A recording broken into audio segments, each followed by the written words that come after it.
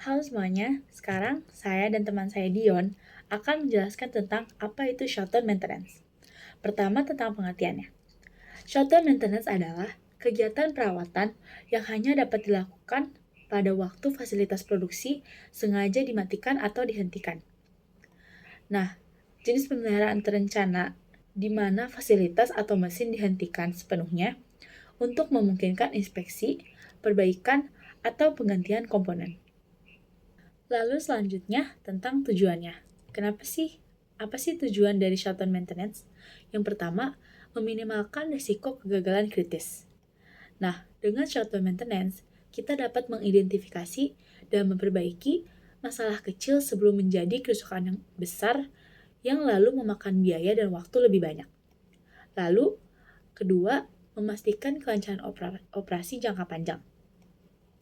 Memastikan semua peralatan dan sistem bekerja dengan performa optimal sehingga produksi berjalan lancar tanpa gangguan. Juga dapat menghindari penurunan kualitas produk akibat mesin yang tidak berfungsi secara maksimal. Lalu yang ketiga, memastikan memenuhi keamanan dan standar regulasi. Menjamin bahwa fasilitas memenuhi standar keselamatan dan peraturan yang berlaku di industri tertentu. Juga mencegah potensi kecelakaan kerja akibat kerusakan atau malfungsi alat selama operasi. Lalu selanjutnya, alasan kenapa shutdown maintenance penting. Yang pertama, pencegahan downtime tak terduga. Shutdown yang direncanakan memungkinkan perusahaan meminimalkan kerugian waktu dan biaya akibat gangguan produksi mendadak. Lalu, dapat juga meningkatkan keamanan. Dan juga meningkatkan efisiensi biaya jangka panjang. Nah, kenapa seperti itu? Karena investasi dalam shutdown maintenance seringkali lebih murah dibandingkan biaya perbaikan mendadak atau penggantian mesin yang rusak. Lalu, mengurangi risiko kerusakan berantai. Kerusakan pada satu bagian mesin bisa merusak komponen lain jika tidak segera diperbaiki. Shutdown maintenance memungkinkan inspeksi menyeluruh untuk mencegah hal ini. Oke, selanjutnya adalah kekurangan maintenance. Yang pertama adalah biaya tinggi. Kenapa biaya tinggi? Karena shutdown maintenance biasanya membutuhkan anggaran yang besar karena mencakup perencanaan detail, perawatan khusus, dan sumber daya tambahan. Dan biaya tenaga juga meningkat karena melibatkan lembur pastinya. Lalu yang kedua adalah gangguan produksi. Kenapa gangguan produksi? Karena fasilitas harus dihentikan total.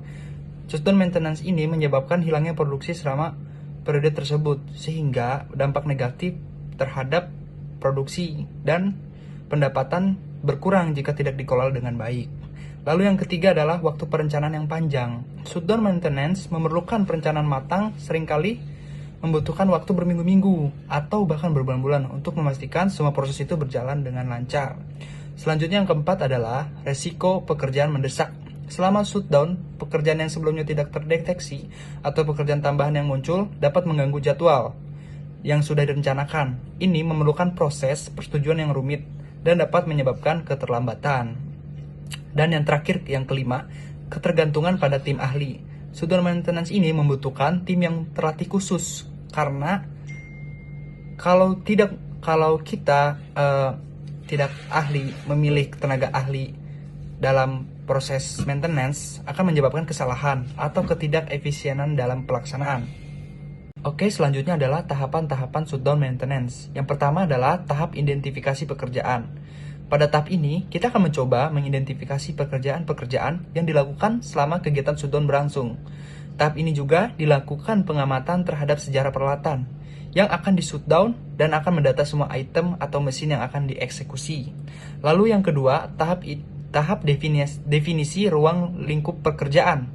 Pada tahap ini akan diidentifikasikan batasan tentang kegiatan shutdown. Selain itu juga menentukan besar budget yang diperlukan dalam melakukan skala prioritas terhadap pekerjaan yang penting dilakukan. Lalu yang ketiga, tahap perencanaan kegiatan shutdown. Pada tahap ini juga ditentukan waktu yang diperlukan untuk kegiatan selama shutdown, menentukan material apa saja yang diperlukan, jumlah dibutuhkan, serta mengidentifikasi dan mengkualifikasi resiko yang terjadi akibat shutdown. Lalu yang keempat adalah tahap penjadwalan shutdown. Pada tahap ini akan dijadwalkan semua pekerjaan yang dilakukan selama shutdown berlangsung. Selain itu, akan dibuat jadwal yang optimal dengan metode CPM atau Critical Path Method yang mengidentifikasikan kesiapan material dan peralatan yang dibutuhkan untuk tiap pekerjaan selama shutdown berlangsung.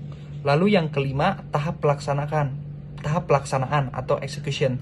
Pada tahap ini akan dilaksanakan untuk kegiatan shutdown yang sudah direncanakan. Selain itu juga dilaporkan status pekerjaan dari itu secara berkala dan terbaru atau updates. Dan yang terakhir adalah tahap laporan atau report. Pada tahap ini akan dilakukan evaluasi tentang semua kegiatan yang sudah dilaksanakan, termasuk mengevaluasi jadwal, biaya yang sudah dikeluarkan. Setelah semua kerja selesai dan kualitas pekerjaan sudah dievaluasi, maka dibuatlah laporan terakhir mengenai semua kegiatan yang sudah berlangsung sesuai format yang telah disepakati. Sekian, terima kasih.